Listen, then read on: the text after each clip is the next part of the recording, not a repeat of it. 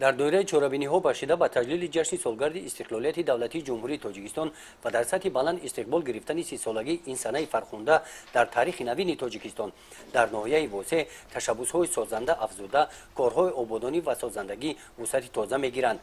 با پیشنهاد مقامات اجرایی حاکمیت دولتی ناحیه و دستگیری صاحبکاران محلی در دهه واسع آباد کلان جماعت دهاتی به نام عبدی عوض دکان فروش روزنامه مجله‌ها ساخته شده مورد استفاده قرار داده شد.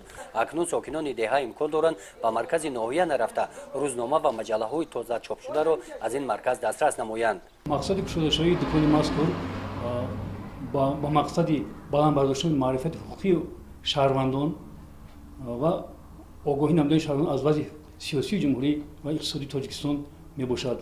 ما تصمیم گرفتیم همین نمود دکان‌ها را در دهه‌های باقی‌مانده جماعت باز 8 عدد دیگر ساخته به استفاده دهیم.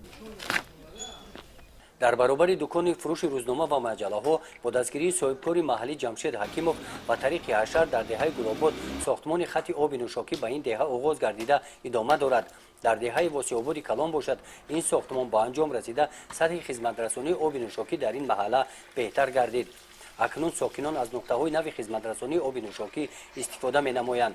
با دستگیری صاحبکار همچنین برای روشنی کنانی کوچه 15 عدد فروزانک‌ها فصل کرده شدند.